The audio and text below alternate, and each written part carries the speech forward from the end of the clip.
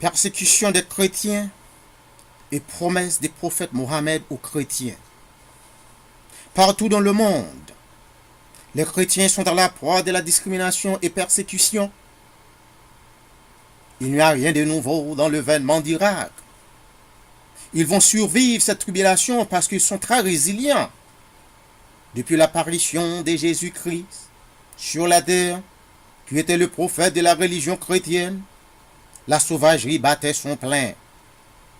Jésus-Christ a été maltraité, humilié et martyrisé par les criminels. Ses œuvres l'avaient créé beaucoup d'ennemis dans le milieu juif et finalement l'a fait périr par des fausses accusations. Il fut un être courageux qui n'avait pas ignoré qu'il laissa une tribulation pour ses adhérents. Nous, les chrétiens, ne pouvons ignorer que nous sommes en train de vivre une période prophétique dans le plan de Dieu, dont l'index mondial de persécution déclare que dans plusieurs pays dans le monde, les chrétiens sont à la rigueur de la violence.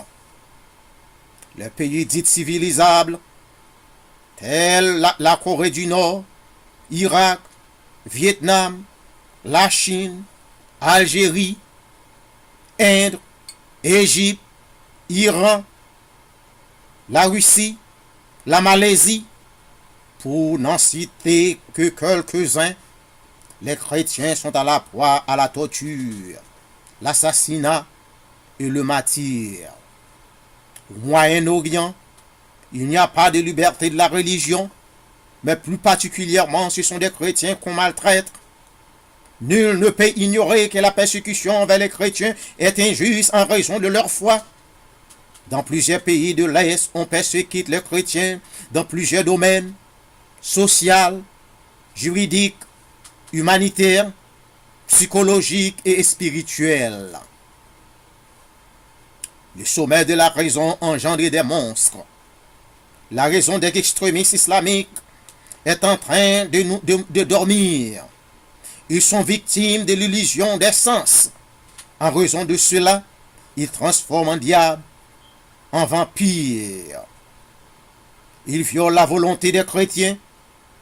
C'est une sauvagerie bestiale de tuer des gens en raison de leur foi. Quotidiennement, les extrémistes diaboliques, je refuse de dire les extrémistes islamiques, maltraitent, persécutent les chrétiens. La sauvagerie que les démons d'Isis perpétraient en Irak est vraiment bestiale.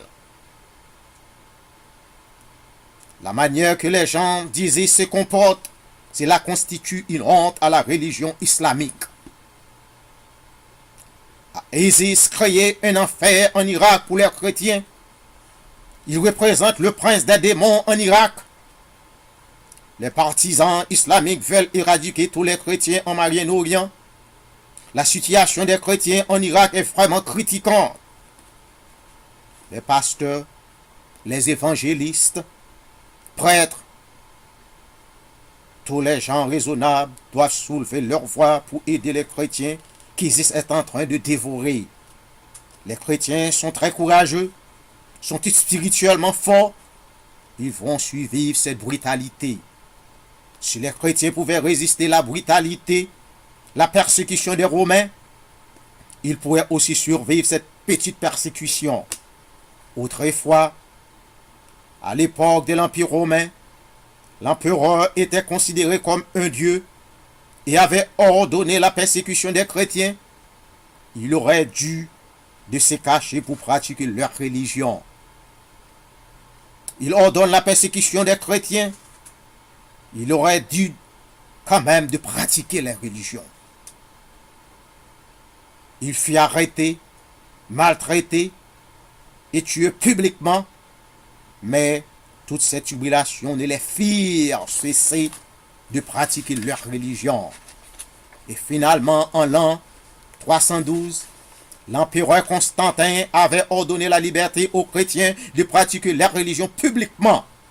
Et finalement, vers l'an 313, le christianisme devenait la religion personnelle de l'empereur Constantin Ier. Les chrétiens sont très persistants.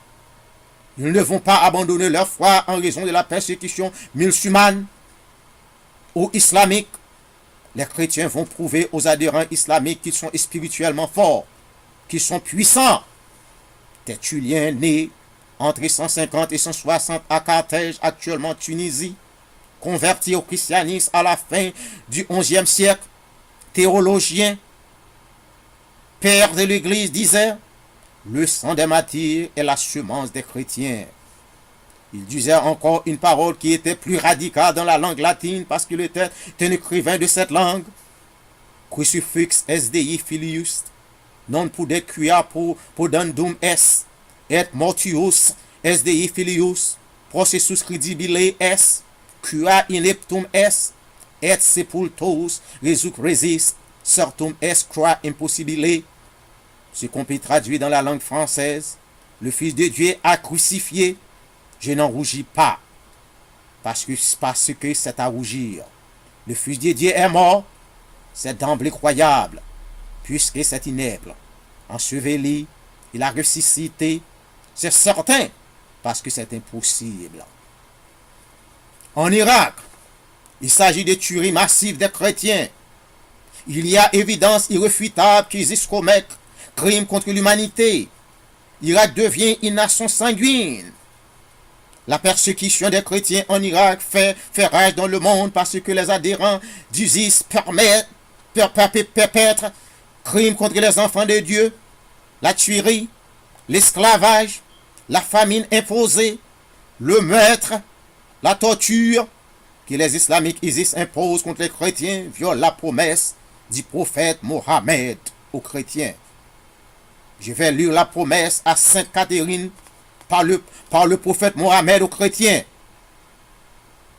Voici la promesse que le prophète Mohammed Abdullah a fait aux chrétiens. Je vais lire ça.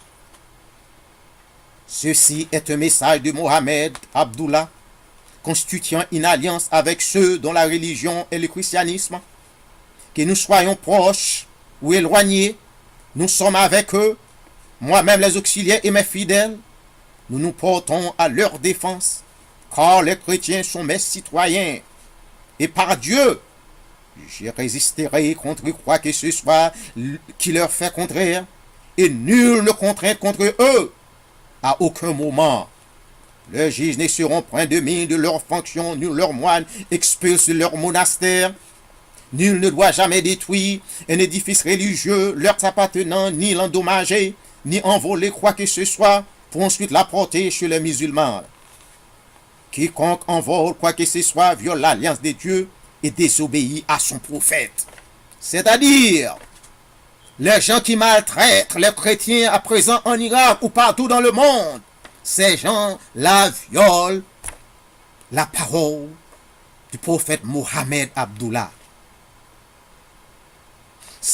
Ces gens-là, si vous lisez réellement la promesse que Mohammed Abdullah a fait aux chrétiens, vous voulez voir, vous pouvez déceler ce que vous êtes en train de faire aux chrétiens. Vous n'aimez pas le prophète Mohammed Abdullah. Si vous l'aimez, vous allez observer ses préceptes.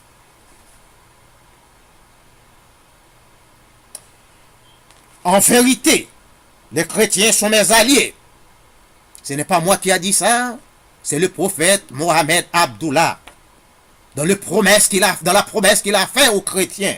Je vais répéter ça la même. Je vais répéter ça encore. En vérité, les chrétiens sont mes alliés et sont assurés de mon soutien contre tout ce qui les indispose. Nul ne doit les forcer à voyager ou à se battre contre leur gré. Les musulmans doivent se battre pour eux si besoin est. Si une femme chrétienne est mariée à une musulmane, ce mariage ne doit pas avoir lieu sans approbation. Une fois mariée, nul ne doit pas l'empêcher d'aller prier à l'église. Leurs églises sont sous la protection des musulmans. Nul ne doit les empêcher de les réparer ou de les rénover. Et le caractère sacré de les alliances ne doit pas être violé en aucun cas. Nul musulman ne doit pas être violé cette alliance jusqu'au jour au jugement dernier, fin du monde. D'après le prophète Mohammed, dans la promesse au monastère de Sainte Catherine, la façon que les musulmans traitent les chrétiens est une violation de l'alliance avec Dieu. C'est une violation de la promesse à Sainte Catherine qui fut érigée par le prophète Mohammed. Les partisans d'Isis ne respectent pas l'ordre, ordonnance de leur prophète.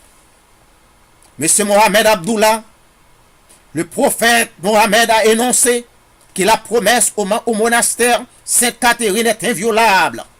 Cependant, les musulmans, en d'autres mots, les pays islamiques massacrent les chrétiens.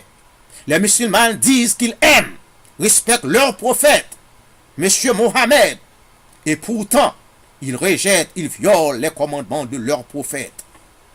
Le prophète Mohammed Abdullah avait déclaré aux musulmans, à ses fidèles, que la promesse qu'il a faite aux chrétiens, au monastère de Sainte Catherine, ne doit pas être violée ni falsifiée. Merci.